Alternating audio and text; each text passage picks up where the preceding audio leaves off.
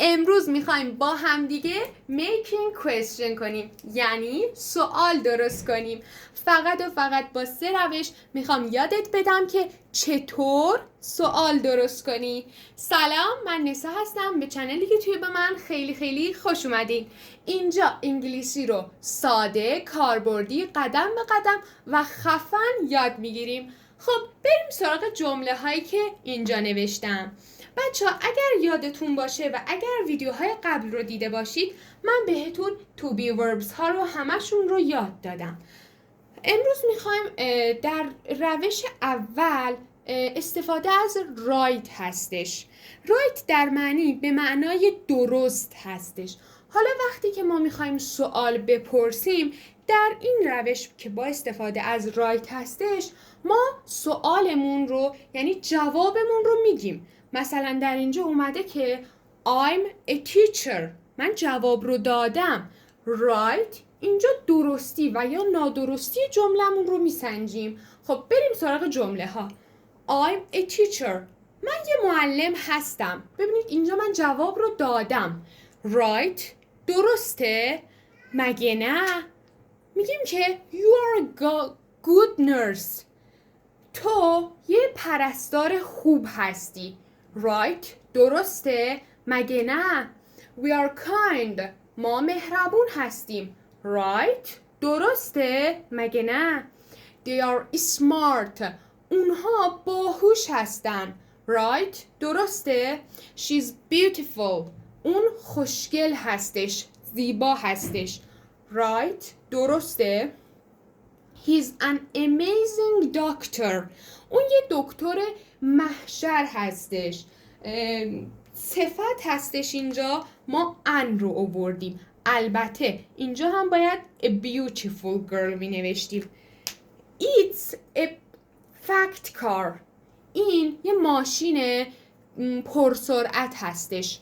right خب یه نکته که اینجا خیلی دوست داشتم بگم این هستش که ما همیشه در قبل از صفت هامون همیشه باید ا و یا ان بیاریم. fast، amazing، beautiful، smart. البته در زمانی که اینجا من فکر کردم که بعد از صفتمون حرفی هم داریم. زمانی ما ا و ان رو میاریم که البته بعدش اسمی اومده باشه. خب مثلا اینجا نباید ا رو میذاشتم.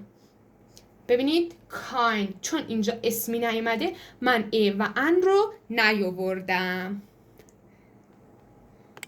روش دومی که ازش استفاده میکنیم این هستش که تون صدا و صورتمون رو سوالی میکنیم. یعنی در جواب در این جمله هایی که هستن هیچ قاعده پرسشی وجود نداره.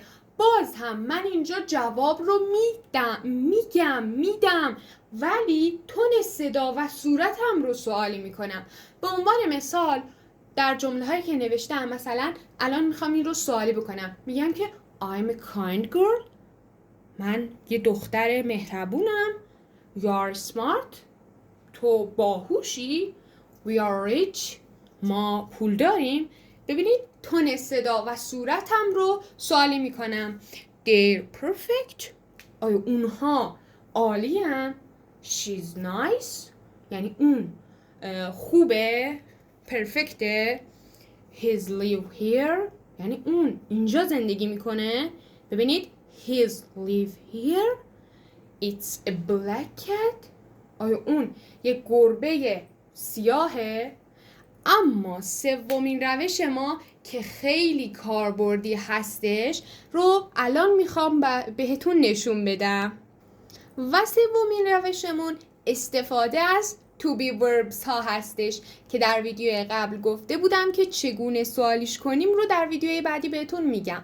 خب I'm nice girl، I'm nice girl، I'm a nice girl. البته خب am I nice girl، میگم که من یه دختر خوبم، nice عالیم.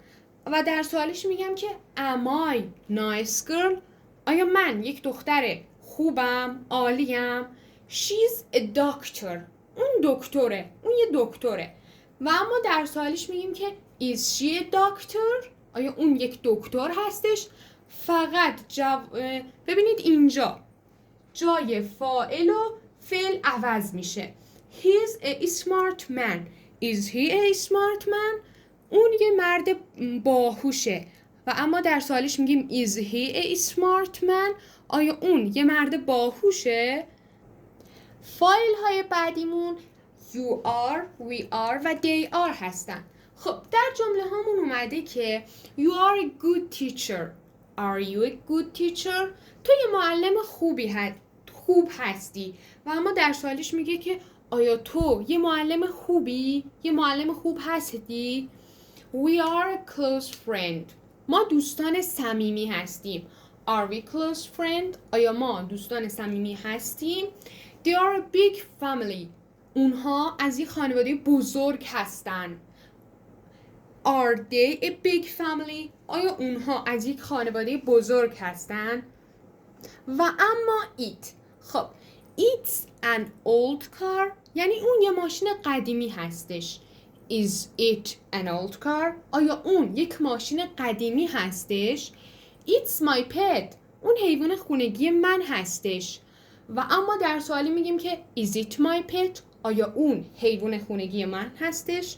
بهتون تبریک میگم. Making question ها رو به خوب یاد گرفتین. اگر در سوالی داشتین میتونین توی کامنت ها از من بپرسین. من حتما به همه کامنت هاتون جواب خواهم داد. و اینکه اگر تدریس من رو دوست داشتین یه قلب سفید برای من بذارین و میتونین از چنل استفاده کنین زیرا ویدیوهای خیلی زیادی داریم.